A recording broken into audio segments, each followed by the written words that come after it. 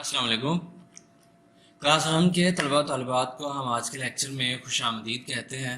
हमारे इस लेक्चर के बाद तलबा तालिबात दर्ज झैल मौज़ूआत को समझ सकेंगे। इसमें सबसे पहला टॉपिक है प्रोग्राम की तारीफ और सेकंड टॉपिक जो हमने आज कवर करना है वो है प्रोग्रामिंग लैंग्वेज का तारुफ। आए हम इन दोनों के ऊपर ज़रा डिटेल के साथ नज़र दौड़ाते हैं।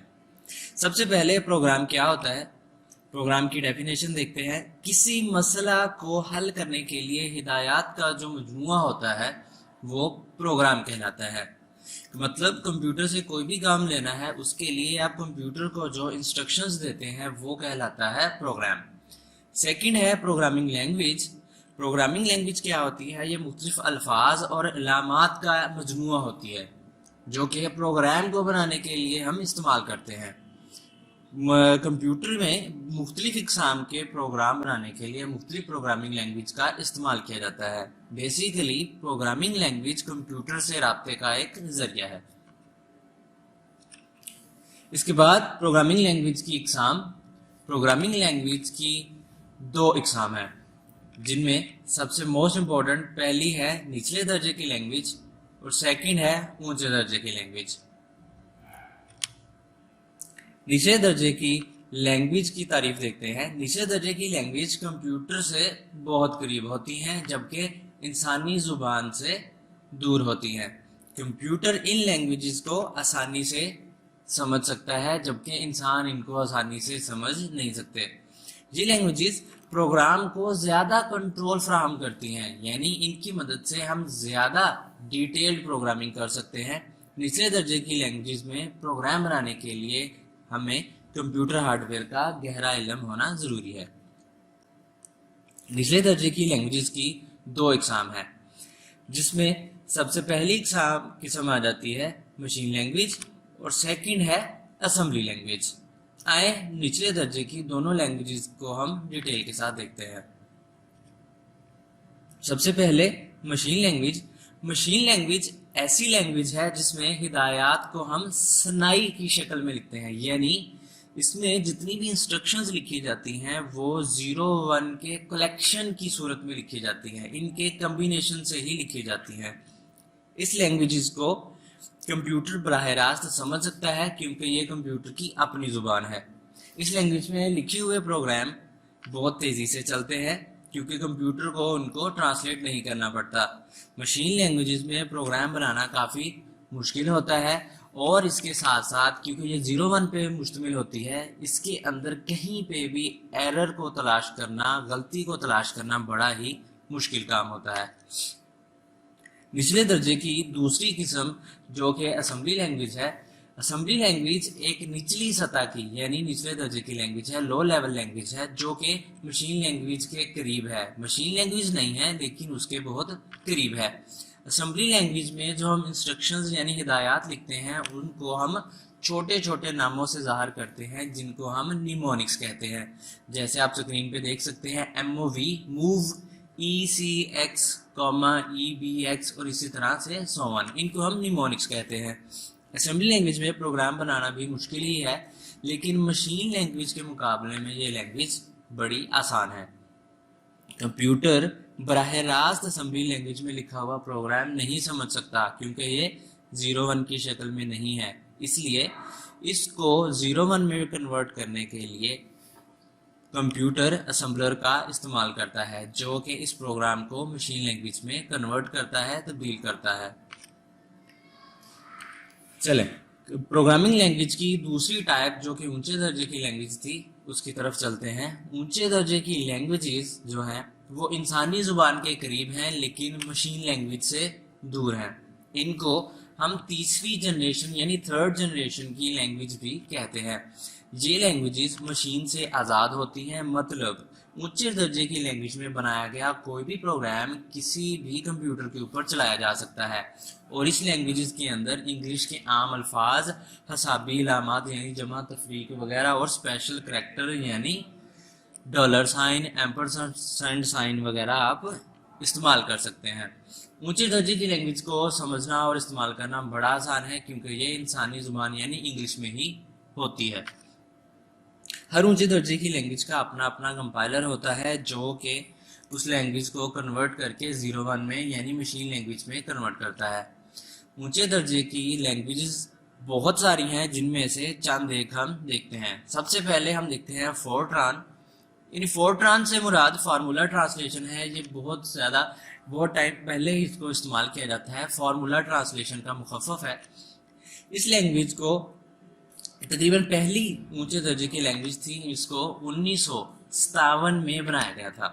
اسے آئی بی ایم کمپنی نے سائنسی مقاصد یعنی سائنٹیفک کام کرنے کے لیے اس کو بنایا تھا.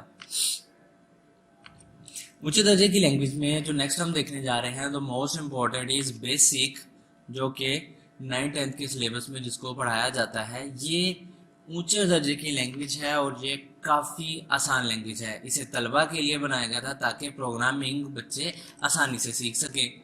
بیسک کے ڈیزائن کے کچھ اصول ہیں. یہ لینگویج اس لیے بنائی گئی تھی تاکہ یہ طالبات کو یہ سکھائی جا سکے، پروگرامنگ کے بیسک مقاصد ان کو سکھائے جا سکے. اس کے مقاصد کیا تھے؟ نئے لوگوں کے لیے استعمال کرنا آسان ہو. اس میں چھوٹے پروگرام جو بنائے جائیں ان کے نتائج ریزلٹس فوری طور پر حاصل ہو سکے، اور یہ عام مقصد کی لینگویج بنائی گئی تھی. اور ماہر لوگوں کے لیے اس میں جدید سہولیات فراہم کرنا اس کے اہم مقاصد یعنی اس کے اہم اصول تھے. اونچے درجے کی لینگویج میں جو نیکسٹ ہم دیکھنے جا رہے ہیں وہ ہے کوبول. کوبول کو کاروباری لینگویج بھی کہا جاتا ہے. کامن بزنس اورینٹڈ لینگویج کا یہ مخفف ہے اور اس کو کاروباری مقاصد کے لیے اس کو استعمال کیا جاتا ہے. اس کا پروگرام 4 یا 5 حصوں پر مشتمل ہوتا ہے. اس میں لکھی گئی ہدایات انگلش زبان سے ملتی جلتی ہیں اور اسے سیکھنا بھی بہت آسان ہے. یہ لینگویج کیونکہ کاروباری مقاصد کے لیے تھی اس لیے کاروباری لوگوں میں یہ بہت زیادہ مقبول ہوئی. نیکسٹ جو ہم اس کی ٹائپ دیکھنے جا رہے ہیں وہ ہے لسپ. لسپ کو ہم کہتے ہیں list processing. List processing artificial intelligence یعنی مصنوعی ذہانت کے لیے بنائی گئی تھی. اس کا سینٹیکس یعنی اس کے اندر پروگرامنگ کرنے کا اصول طریقہ کار تھوڑا مختلف ہے.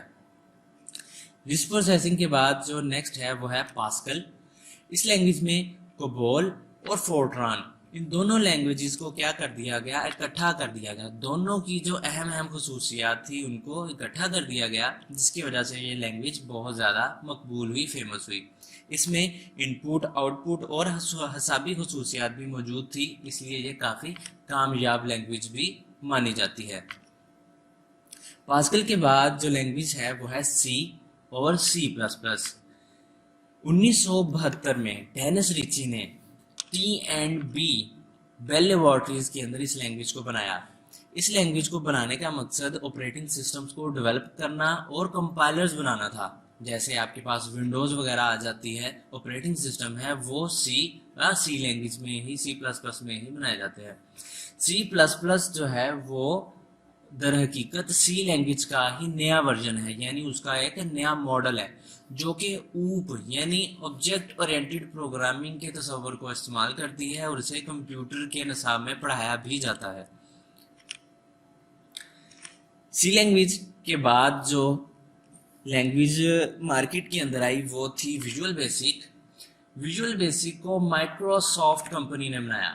یہ شروع میں اتنی زیادہ کامیاب نہیں ہوئی تھی، لیکن جب 1993 میں ویژول بیسک کا VB 2.0 ورژن آیا تو لوگوں کو اس کی خوبیوں کا احساس ہوا، اور جب اس کا ورژن 3.0 آیا تو یہ لینگویج بہت زیادہ مقبول ہو گئی.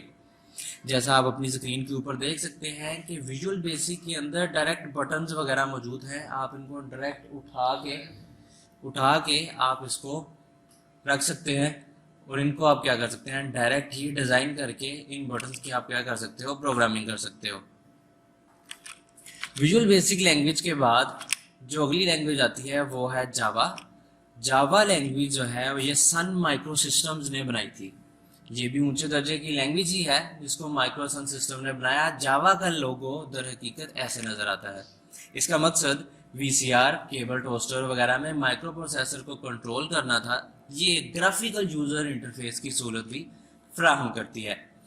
جاوا لینگویج کے بعد آئے ہم دیکھتے ہیں اونچے اور نچلے درجے کی لینگویجز میں فرق دیکھ لیتے ہیں. ऊंचे और निचले दर्जे की लैंग्वेज के दरमियान जो अहम डिफरेंस है वो ये है कि निचले दर्जे की लैंग्वेजेस को सीखना मुश्किल है, जबकि ऊंचे दर्जे की लैंग्वेज को सीखना आसान है। निचले दर्जे की लैंग्वेज इंग्लिश से मुख्तलिफ है, ये लैंग्वेजेस इंग्लिश से मिलती जुलती हैं, जबकि निचले दर्जे की लैंग्वेजेस हार्डवेयर का बहुत इल्म होना ज़रूरी है, जबकि ऊंचे दर्जे की लैंग्वेजेस में हार्डवेयर का ज़्यादा इल्म होना ज़रूरी नहीं है। निचले दर्जे की लैंग्वेज में बनाए गए प्रोग्राम को तब्दील करना मुश्किल होता है, जबकि ऊंचे दर्जे की लैंग्वेज में बनाए गए प्रोग्राम को तब्दील करना आसान होता है।